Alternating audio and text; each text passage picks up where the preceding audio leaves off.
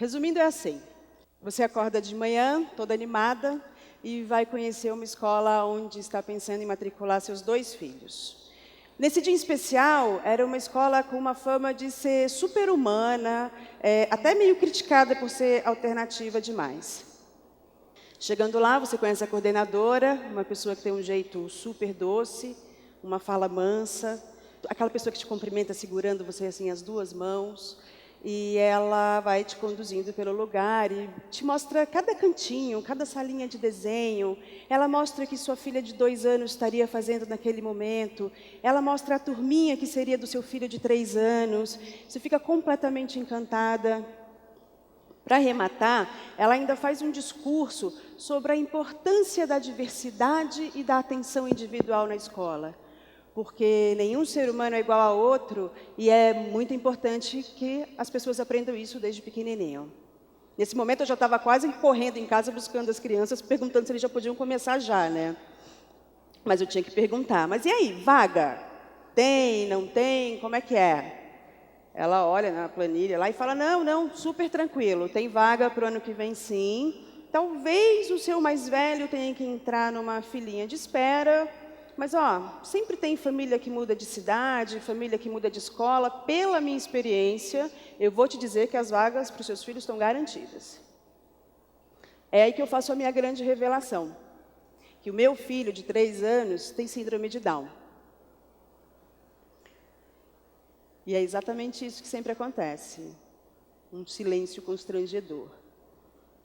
Como não era a primeira vez que eu passava por essa situação, eu já sabia exatamente o que esse silêncio significava e exatamente as explicações que viriam a seguir. Sempre começa com, veja bem. Então, veja bem, olha, nós somos uma escola super aberta, e inclusive temos vários alunos especiais. Eu andei a escola inteira, só vi 2. Temos vários alunos especiais, mas você precisa entender que as vagas são mais limitadas, o atendimento tem que ser mais especializado, talvez haja um acréscimo na mensalidade e a gente precisa conhecer o seu filho antes de aceitar a matrícula. Como eu estava apaixonada pelo lugar, por mim não tinha problema nenhum, não tem problema, me fala aí que dia eu posso trazer meu filho para vocês conhecerem. Aí ela fala, faz assim, eu vou falar com a coordenadora de inclusão, que ainda não chegou, ela chega sempre mais tarde, e te ligo no fim do dia. Já acendeu uma luz vermelha, né? Porque o turno da manhã é das 8 ao meio-dia. E a diretora de inclusão, pela qual os pais pagam a mais, ainda não tinha chegado às 10h30? Mas tudo bem, vamos embora. Quando chega o fim do dia, eu recebo a ligação. Ela também começa com veja bem, e pela fala acelerada da coordenadora, eu já sabia exatamente o que seria dito. Ela fala, não, então, Ana, eu dei uma nova olhada aqui, é o seguinte, não tem mais vaga nem para o seu filho de 3, nem para o seu filho de 2, muito obrigada. Eu lembro que eu estava passando as compras no supermercado, eu saí largando tudo e dei um grito com ela, a caixa até tomou um susto. Eu falei, como assim? Como assim não tem vaga? Como assim? De manhã tinha, era garantido, e agora não tem mais? Para pequenas, era certeza. Não tem sorteio, não tem fila de espera, não tem nada. Não, desculpa, foi um grande equívoco. E desliga o telefone. Então, vamos lá. Tristeza número 1. É que não me deram nem a chance de apresentar o meu filho de 3 anos, que além de ser uma criança muito, muito fácil de lidar, muito tranquila, reconhece e fala todas as vogais, com uma certa dificuldade para a letra E, que ainda não consegue, mas tenta e entende bem o conceito de contar de 1 a 10. Minha tristeza número 2. Para disfarçar a não aceitação do Mateus, de 3 anos, as escolas simplesmente também não estavam aceitando a Helena, de 2. É óbvio que era vergonha de dizer, a gente quer ela, mas não quer ele. Então, assim, de repente, a minha filha de 2 anos, super esperta, super carinhosa, que só se comunica na base do com licença, por favor e obrigado, também não tinha onde estudar. Eu não estou aqui para ficar me gabando e falando do que meus filhos são capazes de fazer. Eu só acho tudo isso uma grande perda. Uma grande perda para mim, que entristeço a cada ligação dessas. Uma perda para os meus filhos, que, eu preciso botar eles em alguma escola.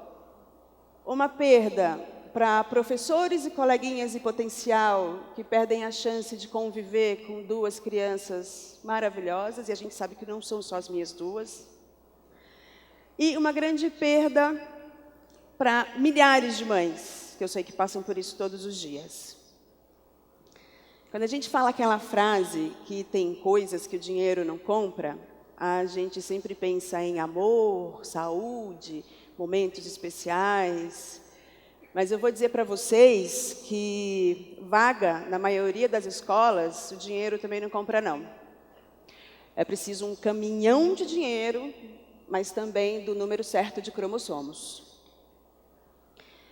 Esse capítulo da nossa história tem um final feliz. Depois de rodar e passar por situações semelhantes muitas vezes, a gente encontrou uma escola onde os dois estudam hoje e onde estamos muito felizes, onde eu encontro professores abertos a conversar, abertos a aprender e que sempre vêm super orgulhosos me contar dos avanços do Mateus e nem tão orgulhosos assim das bagunças da Helena. Infelizmente, essa escola só tem ensino infantil. Então, daqui a 3 anos, a nossa saga continua. Mas eu já criei uma estratégia para daqui a 3 anos. Eu não vou sozinha, eu não vou mais visitar essas escolas sozinha. Eu vou levar comigo uma turma de 25 pessoas. Eu arranjei 25 pistolões, sabe? Eu vou levar comigo os nomes desses 25 jovens que hoje cursam ou acabaram de se formar no ensino superior, que têm síndrome de Down, mas um dia já tiveram 3 anos e precisaram começar em algum lugar. Obrigada.